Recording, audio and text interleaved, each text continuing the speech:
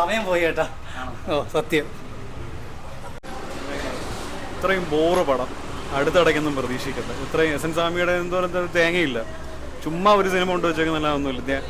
ചുരുക്കം പറഞ്ഞു കഴിഞ്ഞാൽ 5 രൂപയ്ക്ക് കൊടുത്തതിന് 10 രൂപയ്ക്ക് അഭിനയിച്ചിട്ടുണ്ട് എല്ലാവരും, അല്ലാതെ ഒരു ഇതുമില്ല, വെറും പൊട്ടപ്പടം. പോസിറ്റീവായിട്ട് കാര്യമായിട്ട് പറയാനൊന്നുമില്ല. ഇപ്പോൾ എന്താ പറയാ, അവര് ഒരു കാര്യം ഉദ്ദേശിച്ചു, അതിൽ സ്ക്രിപ്റ്റിന് സ്ട്രെങ്ത് ഉണ്ടെന്നൊന്നും എനിക്ക് തോന്നിയില്ല. ഡള്ളായിട്ട് ഇങ്ങനെ പറഞ്ഞു പോയി, ഒരു ക്ലീഷേ തിങ്ങാണ്. അതിൽ എന്താ പറയാ, വലിച്ചു നീട്ടി കൊണ്ടുപോയതുപോലെ തോന്നി.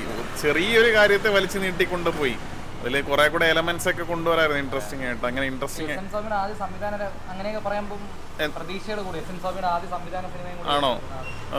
എനിക്ക് ആ രീതിയിൽ അറിയത്തില്ല. ബട്ട് എന്താ പറയാ, അവരുടെ ചെറിയ ചെറിയ എന്തോ കാര്യങ്ങൾ, പക്ഷെ ഒരുപാട് റെക്ടിഫൈ ചെയ്ത പുതിയ സംവിധാനമാണെങ്കിൽ ഇനിയുള്ളതൊക്കെ ചെയ്യാം. കുറച്ച് കാര്യങ്ങൾ റെക്ടിഫൈ ചെയ്താൽ ബെറ്റർ ആക്കാം. ചെറിയ ചെറിയ കാര്യങ്ങളുണ്ട്, പക്ഷേ ഇനി ഒരുപാട് ബിൽഡ് ചെയ്യാനുണ്ട്. അങ്ങനെയാണെങ്കിൽ ത്രില്ലർ ആണോ എന്ന് ചോദിച്ചു കഴിഞ്ഞാൽ അവര് അത് ഈ BGM-ഉം എഫക്ട്സും മാത്രമല്ലല്ലോ ത്രില്ലർ എന്ന് പറയുമ്പോൾ. ത്രില്ലർ എന്ന് പറയുമ്പോൾ അത് ശരിക്കും നമുക്ക് ഇച്ചിരി പുതിയ എന്തെങ്കിലുമൊക്കെ തോന്നണ്ടേ, അപ്പോഴല്ലേ ത്രില്ലർ ആവുന്നത്. ഇത് പുതിയതായിട്ട് തോന്നുന്നില്ല ഒന്നും. അത് ഒരു താളത്തിന് നമുക്ക് തോന്നുന്നു, നമുക്ക് പ്രഡിക്റ്റബിൾ ആയിട്ടുള്ളതും പിന്നെ എന്താണ് കണ്ടിട്ടുള്ള കാര്യങ്ങൾ തന്നെ ഇങ്ങനെ വരുന്ന പോലെ അത് മാറി വരണം. BGM മാത്രമല്ലല്ലോ, സസ്പെൻസ് കീപ്പ് ചെയ്തു പോകുന്ന, അങ്ങനെ സസ്പെൻസ് ആയിട്ടൊന്നും കീപ്പ് ചെയ്യുന്നില്ല. അത് പ്രഡിക്റ്റബിൾ ആണ്.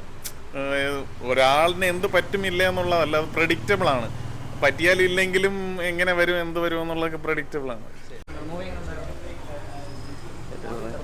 Very good movie, very good. ചേട്ടാ എങ്ങനെ ഉണ്ടായിരുന്നു? എങ്ങനെ ഉണ്ടായിരുന്നു?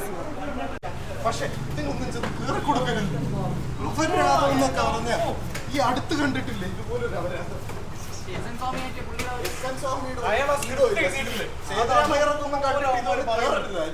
അതേപോലെ പറയുന്നുണ്ടെന്നല്ലാതെ ഒരു ഇതുമില്ല.